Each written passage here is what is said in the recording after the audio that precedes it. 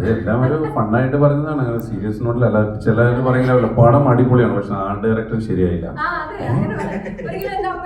Art direction ശരിയായില്ല, പടം അടിപൊളിയാണ്. അപ്പൊ ഇത് എന്താ ഇവൻ ആർട്ട് ഡയറക്ഷൻ കാണാൻ വേണ്ടിയിട്ടാണ് പടം കണ്ടതെന്ന് നമുക്ക് തോന്നുന്നത്. അപ്പൊ അവൻ്റെതായ ഒരു അഭിപ്രായം അല്ലെങ്കിൽ അവൻ ആർട്ട് ശ്രദ്ധിക്കുന്നുണ്ട്, എനിക്ക് ഇതിനെ കുറിച്ച് വിവരമുണ്ടെന്നൊക്കെ അറിയാൻ വേണ്ടിയിട്ടായിരിക്കും ചിലപ്പോൾ അങ്ങനെ കമന്റ് ഇടുന്നത്. പക്ഷെ നമ്മൾ ആർട്ട് ഡയറക്ഷൻ ശരിയായില്ല, പടം അടിപൊളി, ഇതെന്താണ് സംഭവം, പടമൊക്കെ ഉഗ്രനം പക്ഷെ കോസ്റ്റ്യൂം ശരിയായില്ല, കോസ്റ്റ്യൂം ശരിയായില്ല.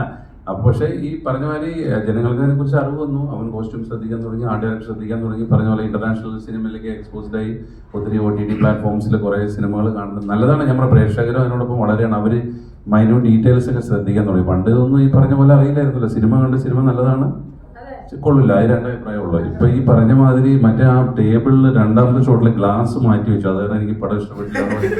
അങ്ങനെയൊക്കെ ചിലപ്പോൾ പറഞ്ഞോളൂ, മറ്റേ കണ്ടിന്യൂറ്റി തെറ്റിയിട്ടുണ്ട്, അതുകൊണ്ട് സമ്മതിക്കാൻ പറ്റില്ല ഈ പടം ഹിറ്റല്ല എന്ന് പറയാം. അത്രയും ഡീറ്റെയിൽ ആയിട്ട് ഓഡിയൻസ് പടത്തിനെ ശ്രദ്ധിക്കാൻ തുടങ്ങി എന്നുള്ളതാണ് അത് മനസ്സിലാക്കേണ്ടത്.